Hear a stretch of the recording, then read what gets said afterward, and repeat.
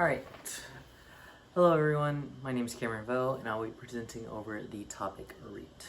Now, I know that we went over Arete in the past in one of our discussion posts, but I've decided to go a little bit more in depth to it, talking more about its background, its meaning, and some of the uses it had in regards to some of the famous philosophers that we know. So, first, let's talk about the goddess Arete. It was a minor goddess that had little to no mythological background, so it wasn't in any well-known history where it's like in a story such as Hercules or Pandora's box, but it was still a major concept representing valor and excellence.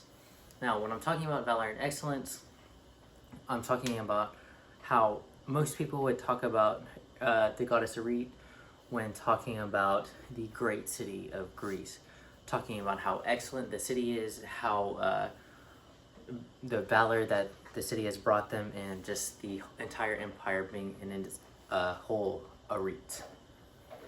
Now, what is Arete? As many people had found out through their discussions, Arete was the meaning of being excellent, virtuous, valorous, or goodness, and it's not limited to that. One of the best representations of that is in the Odyssey. One of the characters, Penelope, is often she's called Arete in terms to her cooperation. She has Arete cooperation and is often called that by the characters. Arete in itself is talking more about living to be Arete. You want to live Arete. You want to live your life as Arete. But it doesn't have to only talk about a person. It can be talked about even an object or sometimes even a concept being Arete. Okay, eudaimonia and Arete. Eudaimonia and Arete kind of go hand to hand, as well as Sophia, which is wisdom. And Arete, the difference between Arete and eudaimonia was that Arete was a way to live, as I had said. So you wanted to be Arete, you wanted to live as Arete as you could. And you could transition between being Arete and not Arete. So if you came back from war as a hero, you could be seen as an Arete hero. You were virtuous, you were someone to look up to. But if you were to steal the next day, you would no longer be Arete. And to reach eudaimonia, you had to be Arete.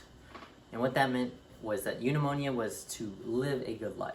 So you had lived the good life. Like, at the end of it, you could look back and say that you lived the good life. And in the end, you couldn't be eudaimonia and then drop out of eudaimonia. You either could say that you had lived a eudaimonia life or you hadn't. And you had to reach Arete and Sophia to reach eudaimonia. And Arete being excellent, Sophia being wisdom. So you had to have excellence and wisdom. So the famous philosophers. So one of the first philosopher is Plato. Plato thought of eudaimonia the most, talking about how eudaimonia was the highest and ultimate aim of both thought and wisdom, or thought and behavior, I'm sorry. Thought being Sophia and behavior being Arete. So you had excellent behavior and as I guess wisdomous thoughts that you could have, and that unhappiness stemmed from knowingly doing wrong.